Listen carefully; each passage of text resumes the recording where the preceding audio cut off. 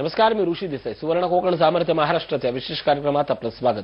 या कार्यक्रमाच्या निमित्तानं आपण शेती आणि शेतीपूरक उद्योगातील श्रीमंती याबद्दल नेहमीच बोलत असतो, भरभरून जाणून घेत असतो आणि सगळ्यात महत्त्वाचं म्हणजे इतरांनी ते करावं यासाठी इतरांना आपण प्रेरणा देत असतो आणि असाच हा सगळा कार्यक्रम आहे. या कार्यक्रमाच्या निमित्तानं आज आपण बोलणार आहोत अशाच एका शिलेदारासोबत ज्यांच्या कष्टातनं नवं एक पर्व निर्माण होत आहे आणि या सगळ्यातून आणखीन काही माणसं या चळवळीत जोडली जात आहेत. आपल्यासोबत आहेत रेश्मा फुलसुंदर बरबनकर. स्वागत आपलं. खरं तर सुवर्ण कोकणचं शिलार, सुवर्ण कोकणच्या अॅग्रो सोल्जर चळवळीतलं एक मोठं नाव, ती एक धडपड ही सगळी तुमच्याकडे पाहिल्यावर दिसते. मुळात मला सांगा की तुमची आणि सुवर्ण कोकणची पहिली ओळख कुठली, सुवर्ण कोकणची कार्यशाळा पहिली कुठली पाहिली होती आणि नेमकं आपण का करावं असं कधीपासून वाटलं? मी सर्वात पहिली कार्यशाळा म्हणता नाही येणार, पण झी बिझनेस म्हणजे झी 24 तासवर जी कार्यक्रम लागायचा तो माझे मिस्टर कायम पाहायचे आणि ते म्हणायचे की याच्यातून आपल्याला काहीतरी चालू करता येईल. मग त्यांच्यामुळे मी कंटिन्यू पाहायला लागले. त्यानंतर मी पहिली कार्यशाळा पनवेल येथे केली जुलै महिन्यामध्ये. त्यानंतर त्या दिवशी मी डायरेक्ट शिलेदाराचाच फॉर्म भरला.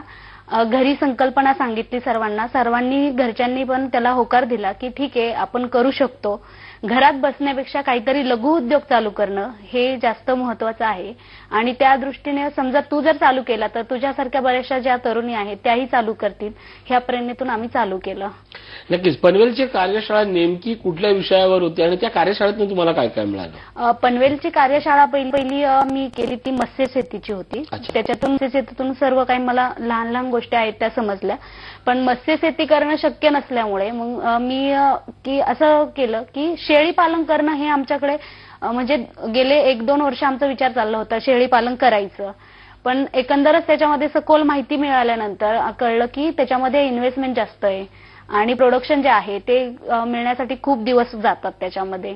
म्हणून आम्ही कुक्कुटपालनाकडे वळलो. मग कुक्कुटपालनाची जी कार्यशाळा आहे ती मी स्वारगेटमध्ये केली आणि त्यानंतर मग त्याच्यामध्ये विशेष अशी माहिती मिळवून प्रत्येक सखोल अभ्यास करून मग कुक्कुटपालन चालू केलंय. ही एक कार्यशाळा आणि त्यानंतर एक कार्यशाळा झाली की ज्या कार्यशाळेत म्हणजे पहिल्या कार्यशाळेत तुम्ही कोणीच नव्हता, पण दुसऱ्या एका कार्यशाळेत असं झालं की एकाला मदत हवी होती आणि त्याच्यासाठी मग 200 कोंबड्यांची एकानं मदत केली आणि तो प्रसंग काय होता? तो प्रसंग असा होता की मी जी शेती बाजार सतीश सरांनी सांगितलं की आपण शेती बाजार हा एक संकल्पना तयार करतोय आणि शेतकरी तू ग्राहक ही आपल्याला साखळी तयार करायची. त्यांचं जे मध्ये पिळवणूक होतीये ती आपल्याला कमी करायची. त्यासाठी मग मी आमचं शेतीचं बॅकग्राऊंड असल्यामुळे माझ्या आई वडिलांची शेती आहे, माझ्या सासरी शेती आहे आणि माझे मिस्टर जे आहेत स्वतः त्यांना शेतीची खूप आवड आहे आणि ते स्वतः ऍग्री म्हणजे बिझनेस मॅनेजमेंट मध्ये मॅनेजर आहेत. तर त्यांची इच्छा होती की आपण त्यामध्ये काहीतरी करावं. मग ही संकल्पना ऐकल्यानंतर मी पहिली कार्यशाळा ही घाटकोपरला केली. घाटकोपरला केल्यानंतर घरी गेल्यानंतर पूर्ण संकल्पना त्यांना समजून सांगितली. त्यांनी त्याच्याविषयी भरपूर माहिती काढली. मग त्यानंतर मग मी सरांना कॉन्टॅक्टमध्ये राहून सर्व माहिती मिळवली आणि चाकणच्या कार्यशाळेमध्ये मग त्यांनी सांगितली हो तू अपडेट आहेस या विषयामध्ये, तुला आवड आहे तर मग आम्ही तुला तुझ्या शेतामध्ये म्हणजे ज्या गावाकडे जे शेतीमाल आहेत किंवा शेतकरी आहेत त्यांना एकत्रित करून त्यांचा माल पूर्ण एकत्र करून तो आम्हाला तू मुंबई आणि पुणे ह्या बाजारपेठेसाठी पाठवू शकतो. मला सांगा, मार्चची कार्यशाळा, चाकणची कार्यशाळा या सगळ्या प्रवासात नेमकं तुम्ही काय सुरू केलं यापेक्षा तुमच्या बोलण्यात एक आत्मविश्वास दिसतोय, मी काहीतरी करू शकतो, हा कॉन्फिडन्स या अगोदरही जेवढा मिळाला नव्हता तेवढ्या चळवळीत आल्यावर तुम्हाला मिळालाय, काय सांगाल? म्हणजे एक सखोल ती भेटली आणि घरच्यांचाही सगळ्यांचा सपोर्ट होता. विशेषतः माझ्या मामांना मी थँक्स म्हणेल की त्यांनी घाटकोपरच्या जो म्हणजे ऑफिस आहे तिथे स्वतः सीडी आणून फर्स्ट मी सीडी आणून त्या पूर्ण पाहिल्या आणि त्यानंतर कार्यशाळा अटेंड केल्या की त्यांनी सांगितलं की नाही तू करू शकते. करू शकते एवढं नाही तर तू करणार, हा माझा विश्वास आहे. अच्छा. आणि मग त्यानंतरही घरच्यांना सर्व संकल्पना समजून सांगितल्यानंतर सगळ्यांनी घरच्यांनी सपोर्ट दिला त्या गोष्टीला. सुवर्ण कोकणच्या या सगळ्याबद्दल बोलताना आता अॅग्रो सोल्जर बद्दल प्रचंड बोललं जाते. काय आहे नेमकं अॅग्रो सोल्जर, किंवा थेट शेतकऱ्यांकडनं भाजी घेण्याची काय गरज आहे, काय फायदे, आणि ही चळवळ, ही प्रोसिजर कशी असते? शेतकऱ्यांचे आम्ही अॅग्रो सोल्जर जे आहेत ते भाजी विक्री करणारे, आणि मी जे आहे ती माझ्या शेतामध्ये किंवा माझ्या गावाच्या आजूबाजूचा जो परिसर आहे तिथे जाऊन त्या शेतकऱ्यांना भेटून त्यांचे कोणते माल आहेत, कशा प्रकारे आहेत, ते कोणत्या प्रकारचे उत्पादन घेतात, किंवा आपल्याला त्यांना मार्केट मिळवून देण्यासाठी किंवा त्यांची पिळवणूक कशी होती ह्याविषयी आम्ही शेतकऱ्यांना जागृत करणार आहोत. त्यांचे बचत एक प्रकारचे गट तयार करणार आहोत की जेणेकरून त्यांना की त्यांच्या मालाचा योग्य दर्जा मिळावा किंवा दर्जाप्रमाणे त्यांना किंमत मिळावी ह्यासाठी आम्ही प्रयत्न करणार आहे. आणि त्यांचा माल कलेक्ट करून एका ठिकाणी सेंटर ठरवून तो कलेक्ट करून डायरेक्ट आम्ही सुवर्ण कोकण या संस्थेला देणार आहे. आणि जे मुंबईमध्ये किंवा पुण्यामध्ये अॅग्रो सोल्जर आहेत तर त्यांच्या थ्रू तो आम्ही ग्राहकापर्यंत पोहोचवण्याचा प्रयत्न करणार आहे. नक्कीच हा सगळा प्रोसिजर आहे. पण या सगळ्यात तुमची आणि शेतकऱ्यांची किंवा अशा शेतकरी वर्गाला तर तुम्ही जाणत असाल की थेट त्याला कोणीतरी ते माल आणून येऊन विकतंय, त्याला पैसे मिळत आहेत, कसं वाटतं नेमकं शेतकऱ्यांना हे? ह्या गोष्टीमध्ये सांगायचं म्हटलं तर शेतकरी खूप आनंदी आहेत की जसं सरांनी चाकणच्या कार्यशाळेमध्ये सांगितलं की आम्ही हिला जो नारायणगाव आहे किंवा नारायणगावचा आजूबाजूचा परिसर आहे त्याच्यासाठी ही काम करणार आहेत. चाकणच्या मोफत कार्यशाळेमध्ये त्यांनी माझा नंबर आणि माझं नाव अलाउन्स केलं. त्यावेळेस अक्षरशः मला त्याच मीटिंगला त्याच दिवशी बाहेर, हॉटेलच्या बाहेरही नाही, हॉलच्या बाहेर खूप शेतकरी भेटले की त्यांची इच्छा होती की आपल्या इच्छा आहे की आपण यांना माल द्यावा, किंवा आमचे बऱ्याच जणांनी कॉलही केले की आम्ही आमचे शेतकऱ्यांना, आजूबाजूच्या शेतकऱ्यांना भेटतो, तुम्हाला कधी माल पाहिजे, कोणत्या प्रकारचा पाहिजे, तुम्ही कधी येता आमचं शेत पाहायला, की म्हणजे त्यांचे स्वतःहून मला फोन कॉल्स यायला लागले आणि विचारायला लागले की आम्ही नक्की कोणत्या प्रकारे केलं पाहिजे, काय केलं पाहिजे. म्हणजे इतकी शेतकऱ्यांनाही त्या बाबत खूप उत्सुकता आहे. एक असा प्रभाव होता बोलण्यातनं, म्हणजे नेहमी आपण वर्तमानपत्रातनं वाचतो, नेहमी आपण मोठमोठ्या गोष्टीतनं वाचतो की शेतकऱ्यांना भाव मिळत नाही, शेतकऱ्यांना भाव मिळत नाही असं नेहमी बोललं जायचं. पण आता कसा भाव मिळतोय शेतकऱ्यांना, किंवा ही सगळी यंत्रणा, किंवा शेतकरी फार आनंदित दिसतोय, नवनवीन तरुण आहेत सुवर्ण कोकणच्या चळवळीतले, ते म्हणतात की मला आता शेतकरी व्हायचंय. ही नेमकी कारणं काय आहेत तुमच्या नजरेतनं? माझ्या नजरेतले कारण म्हणायची तर जो ते एक शास्त्रोक्त पद्धतीने जे शेती करणार आहेत. म्हणजे पूर्वी कसं होतं, एकदा पेरलं, पाऊस पडेल, मग ते येईल, मग पीक येईल. तर आता तसं राहिलेलं नाहीये. प्रत्येक जण प्रत्येक पाण्याचा थेंब वाचवण्याचा प्रयत्न करतोय. त्याच्यातून चांगल्या प्रकारे, उत्तम प्रकारे हा एक प्रोडक्शन किंवा उत्पादन शेतीमालामध्ये करण्याचा प्रयत्न करतोय. आणि त्याच्या दर्जाला साजेसा असा भाव मिळावा ह्यासाठी ही जी चळवळ आहे त्याच्यामुळे शेतकरीही खुश दिसतात. नक्कीच. आणि आता सगळ्यात महत्वाचं म्हणजे तुम्ही जो आता कलेक्शन सेंटर उभं करणार आहे, ती नेमकी चळवळ कशी असणार आहे, त्याला कुठल्या कुठल्या तालुक्यातून तुम्हाला काय काय या क्षणापर्यंत प्रतिसाद मिळाला? मी सध्या जुन्नर आंबेगाव तालुक्यामध्ये, म्हणजे मी नारायणगावमध्ये राहते, माझा जुन्नर तालुका आहे. तर आजूबाजूचा परिसर जुन्नर आंबेगाव तालुका हा पूर्ण 12ही महिने पाण्याचा आहे. आमच्या जुन्नर आंबेगाव तालुक्यामध्ये 6 धरणं आहेत, त्याच्यामुळे वर्षभर तिथे सर्व प्रकारचा भाजीपाला होतो. तर मी ओतूर मार्केट, आळेफाटा, जुन्नर, नारायणगाव मार्केट हे जगाच्या नकाशावर आहे टोमॅटो उत्पादनासाठी. आणि मनसर मार्केट, तर ह्या जे मार्केट आहे तिथे येणारे शेतकरी आहे त्यांना भेटले, मार्केटमध्ये गेले, कोणत्या प्रकारे त्यांच्या वस्तूंचा लिलाव होतो किंवा जे माल आहे, शेतमाल आहे त्याचा लिलाव होतो, ह्या गोष्टी सर्व मी पाहून आले स्वतः. त्याच्या प्रत्येकाच्या म्हणजे शेतकऱ्यांना भेटून बोलून की आज काय रेट झाले किंवा कसे झाले, आणि तुम्हाला जर हे रेट, तुम्ही जर योग्य दर्जाचा माल दिला तर हे मी तुम्हाला जर बांधावर दिले किंवा ह्या कलेक्शन सेंटरमध्ये दिले तर चालेल का? तर शेतकरी अक्षरशः खुश होते, कारण त्यांची तोलाई, मापाई, हमाली ह्या गोष्टी वाचता येते. आणि त्यांना शेतीमालाला येणार मुंबई किंवा वाशीच्या मार्केटमध्ये जो रेट आहे त्यापेक्षा 1 रुपया किंवा थोडेफार प्रमाणात हे जास्त पैसे भेटणार आहे.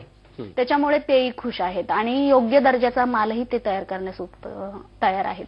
नक्कीच दर्जेदार माल, दर्जेदार मालाची विक्री आणि एक दर्जेदार व्यापारी सूत्र या सगळ्याची सुवर्ण कोकणच्या शेतकरी बाजारच्या निमित्ताने एक नव्यानं ओळख होते. मित्रांनो, तुम्हालाही जर सुवर्ण कोकणच्या शेतकरी बाजारामध्ये अॅग्रो सोल्जर बद्दल जर जाणून घ्यायचं असेल तर स्क्रीनवर दिसणाऱ्या नंबरशी आपण संपर्क साधा आणि अॅग्रो सोल्जर प्रोसिजर काय आहे, मी त्यात कुठल्या टप्प्यावर सामील होऊ शकतो, या सगळ्याबद्दल जाणून घ्या. एक छोटासा ब्रेक घेतोय. पात्रा सुवर्ण कोकण, सामर्थ्य महाराष्ट्राचे.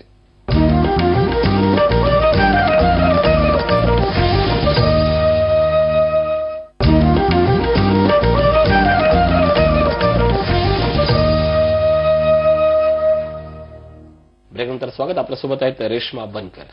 रेश्माताई, या सगळ्याची वाटचाल सुरू असताना शेळीपालन आणि कुक्कुटपालन या संदर्भातली आपली वाटचाल सुरू आहे. कुक्कुटपालनासंदर्भात आपल्या काय काय डोक्यात प्लॅन आहेत? सध्या मी कुक्कुटपालन स्टार्टअप केलेलं आहे, म्हणजे माझं शेडचं काम चालू आहे.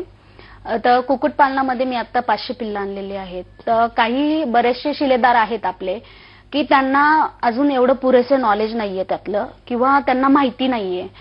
तर त्यांचं असं म्हणणं आहे की तुम्ही आम्हाला 1 महिन्याचं पिल्लू द्या, की जेणेकरून आम्ही त्याच्यापासून अंडी तयार करू, किंवा गावठी अंडी, त्याला मार्केटमध्ये भरपूर मागणी आहे. तर मी आता सुरुवातीला त्यांना शिलेदारांना, नवीन शिलेदारांना किंवा नवीन जे उद्योजक आहे कुक्कुटपालनामध्ये येणारे, त्यांना 1 महिन्याची पिल्लं अवेलेबल करून देणार आहे. आणि त्यानंतर हळूहळू त्याच्यामध्ये थोडासा अनुभव घेऊन की जे आता माझी 500ची बॅच आहे ती नंतर हळूहळू वाढवून 1000, 1500 अशी करण्याची प्लॅनिंग आहे माझं. नक्कीच. कुक्कुटपालन झाल्यानंतर शेळीपालन या विषयावर आपण काय काम करणार आहात का काही? नक्कीच. कारण माझं ध्येय पहिलं आमचं शेळीपालन करणंच होतं, पण शेळीपालनासाठी लागणारं भांडवल किंवा त्याच्यात सखोल अभ्यास केल्यानंतर असं जाणवलं की शेळीपालनापेक्षा आपण कुक्कुटपालन करावं. कुक्कुटपालनामधून आपण थोडंसं प्रोग्रेस करून थोडे थोडे शेळी घेऊन किंवा घरी छोटे व्यवस्थित शेळ्या तयार करून आपण त्याच्यामध्ये यावं. पण आता सुरुवातीला तरी माझं नाहीये की असं कोणतंच प्लॅनिंग नाहीये की लगेच शेळी पालनामध्ये यावं. मला सांगा, हे सगळं करत असताना, हे सगळं जाणत असताना तुमच्या रूपानं एक ग्रामीण भागातली महिला माझ्यासमोर उभी आहे. आपण असं म्हणतो की शहरातल्याच बायकांना हे सगळं करता येतं. ग्रामीण भागातल्या महिलांनी, ज्याने नोकरी नाही त्यांनी ठरवलं तर ते देखील या शेतीपूरक उद्योगातून श्रीमंत होऊ शकतात का? नक्कीच. की अशा बऱ्याच महिला आहेत की ज्या वेल एज्युकेटेड आहेत किंवा घरामध्ये आहेत, घरातले मिस्टर वगैरे नोकरी करता येते पण ह्या घरीच असतात. तर अशा बरेच महिला आहेत की त्या ह्या बिझनेसमध्ये किंवा ह्या व्यवसायामध्ये येऊ शकतात.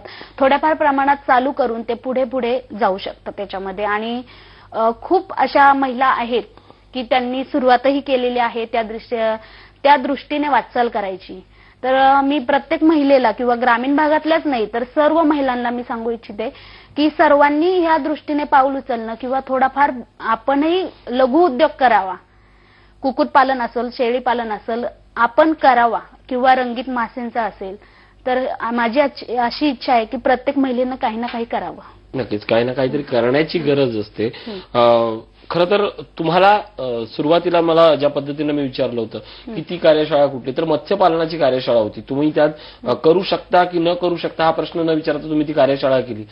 शिकायला काहीतरी गेलात, पण जे शिकून आलात ते तुम्ही खूप काही होतं. म्हणूनच तुमच्याप्रमाणे इतरांनाही काय आवाहन कराल की अशा प्रकारच्या कार्यशाळा, जरी तो तुमचा विषय नसला तरी देखील त्याच्यातनं तुम्हाला मार्ग मिळू शकतात. म्हणजे जसं तुम्ही ठरवलं की शेळीपालन करायचं होतं म्हणून तुम्ही मत्स्यपालनाच्या कार्यशाळेला गेला आणि फायनली आपलं ठरलं की कुक्कुटपालन आपण सध्या स्टार्ट करू शकतो. म्हणजे या गोष्टीचा प्रवाह, श्रीमंती तुम्हाला शोधतच असते आणि ती कार्यशाळेत मिळते का? मिळते, नक्कीच मिळते. कारण कोणत्याही विषयाचं ज्ञान हे वाया जात नाही. म्हणजे कधी आपल्याकडे पैसा असतो किंवा बाकीच्या गोष्टी असतात त्या वापरून सोडून देऊ शकतो आपण, पण ज्ञान अशी गोष्ट आहे की ती आपण दुसऱ्यालाही देऊ शकतो आणि ते दिल्याने वाढतही जाते. की मला आज शेळीपालनाविषयी, मत्स्यपालनाविषयी किंवा रंगीत मासे आहेत, रंगीत मासेच्या व्यवसायाविषयी मला काहीही माहित नव्हतं. की ही कार्यशाळा, पनवेलची कार्यशाळा केल्यानंतर मला त्या रंगीत माशाविषयी कळलं. आणि मत्स्यपालनातही आपण एक चांगला उद्योग किंवा व्यवसाय करू शकतो आणि हा व्यवसाय हा खूप लाखो रुपयांमध्ये होऊ शकतो किंवा लाखो रुपये त्याच्यामध्ये आहे, हे मला त्या कार्यशाळेमध्ये माहिती पडलं. नक्कीच, हे कार्यशाळेत त्या माहिती पडलं. मित्र, असंच असतं की कार्यशाळेवर आपण नेहमीच आवाहन करत असतो आणि त्यावेळी अनेकांचा प्रश्न असतो की माझा हा विषय नाहीये, मी इथे जाऊन काय करू. मुळात या सगळ्यामागे श्रीमंती हा शब्द फार सुंदर पद्धतीने कोट केलेला असतो. कारण तुम्ही कुठल्याही विषयाचं ज्ञान घ्या, ते ज्ञान घेत असताना त्यातल्या आजूबाजूच्या विषयाची माहिती मिळते आणि ती सगळी तुम्हाला श्रीमंतीकडे पोहोचवणारी होते. मुंबईत तशीच कार्यशाळा होते 20 तारखेला, 20 नोव्हेंबरला ही कार्यशाळा होते. मुंबईत कित्ते भंडारी हॉल, दादर येथे कार्यशाळा होणार आहे आणि सशुल्क असणाऱ्या कार्यशाळेत शेळीपालन, कुक्कुटपालन आणि शेतकरी बाजार या सगळ्याबद्दल भरभरून बोललं जाणार आहे. मुंबईच्या कार्यशाळेत जर तुम्हाला सहभागी व्हायचं असेल तर आठवणीनं स्क्रीनवर दिसणाऱ्या नंबरशी संपर्क साधा आणि आपला प्रवेश नक्की नोंदवा. एक छोटासा ब्रेक घेतोय. पाहत राहा सुवर्ण कोकण, सामर्थ्य महाराष्ट्राचे.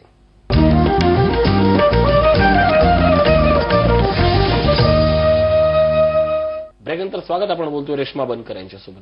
रेश्माताई, शेतकरी बाजार ही शेतकऱ्यांसाठी जशी महत्वाची आहे तशीच अॅग्रो सोल्जरलाही खूप काही देणार आहे. त्यांचा फायदा असेल, स्वतःच्या पायावर उभं राहणं असेल, किंबहुना फार मोठ्या पद्धतीनं नफा, म्हणजे ग्राहकांची लूट न होता ज्याच्याकडून माल घेतला त्याला व्यवस्थित पैसा देऊनही आपण नफा कमवू शकतो आणि तो शेतीतनं मिळू शकतो. हे शेतकरी बाजारातनं समोर आलंय. काय सांगाल याबद्दल? नक्कीच आपल्याला नफा मिळू शकतो, कारण आपण शेतकऱ्यांशी डायरेक्ट त्यांना भेटून त्यांच्या मालाला योग्य जो रेट आहे, दर देऊ शकतो, भाव देऊ शकतो आणि तो माल आपण डायरेक्ट ग्राहकांना विकत असल्यामुळे की ग्राहकांनाही आपण तो कमी रेटमध्ये देतोय. त्याच्यामुळे ग्राहकही खुश आहेत, शेतकरीही खुश आहेत आणि आपले जे अॅग्रो सोल्जर म्हणून काम करत आहेत तर त्यांच्यासाठीही चांगलं आहे की ते पण त्यांचा जो खर्च आहे किंवा वाहतुकीवरील खर्च वगैरे तो खर्च काढून ते जे थोड्याफार प्रमाणामध्ये आपला प्रॉफिट घेऊन ते कस्टमरला किंवा ग्राहकांना देतात. त्यामुळे ग्राहकही समाधानी असतात, आपले शेतकरीही समाधानी आहेत. त्याच्यामुळे ही संकल्पना खूप म्हणजे चांगली आहे आणि याच्यातून सगळ्यांनाच फायदा होतो असं माझं मत आहे. नक्कीच याच्यातून सगळ्यांना फायदा होतोय. मला सांगा, चाकणच्या कार्यशाळेत शेतकरी बाजारची जी कार्यशाळा झाली, अनेक शेतकऱ्यांचे वेगवेगळे प्रश्न होते आणि शेतकऱ्यांना एक समाधानकारक दिलासा मिळालाय. शेतकऱ्यांसाठी ही चळवळ आणि शेतकरी बाजार आता किती दिलासादायक आहे, विशेषतः त्या कार्यशाळेत ज्या शेतकऱ्यांच्या प्रतिक्रिया होत्या त्याबद्दल काय सांगाल? सगळ्या शेतकऱ्यांच्या प्रतिक्रिया खूप छान होत्या की त्यांची जी इतकी उत्सुकता आहे की ती प्रत्येक वेळेस म्हणजे कधीही कॉल केला, दुसऱ्या दिवशी लगेच मला कॉल यायला सुरुवात झाली शेतकऱ्यांची की तुम्ही कधी येताय आमचं शेत पाहायला, आमचा जो माल आहे तो पाहायला कधी येताय, तुम्ही बाजार कधी चालू, म्हणजे तुम्ही कलेक्शन सेंटर कधी चालू करताय.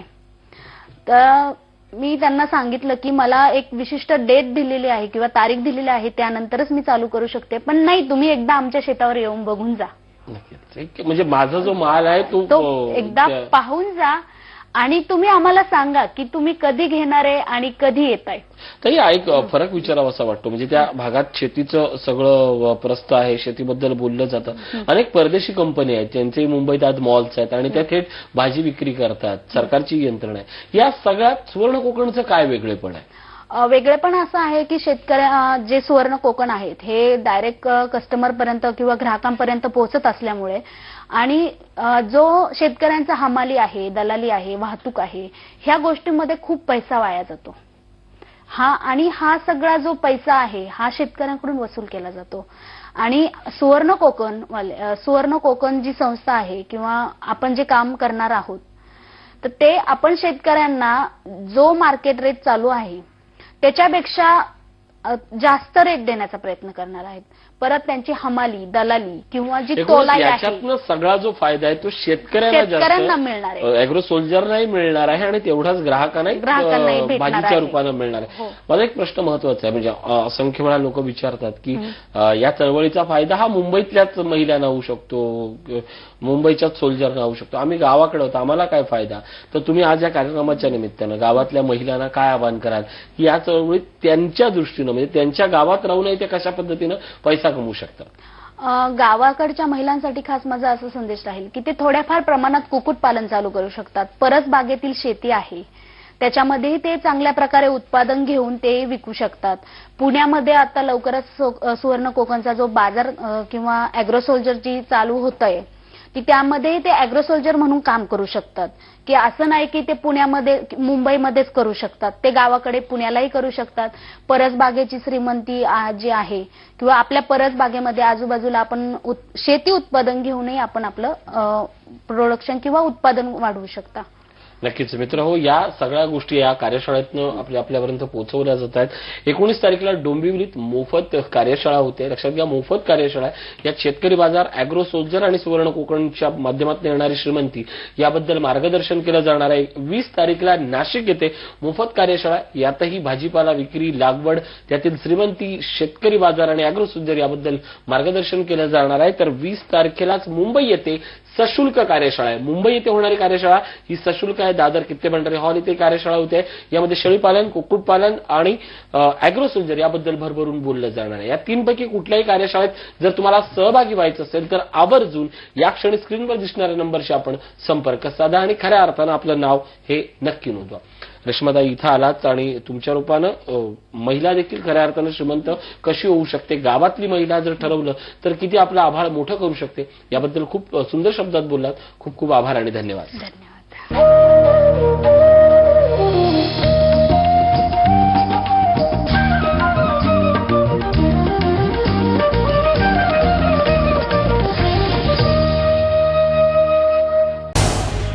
झी 24 तास रहा एक पाऊल पुढे.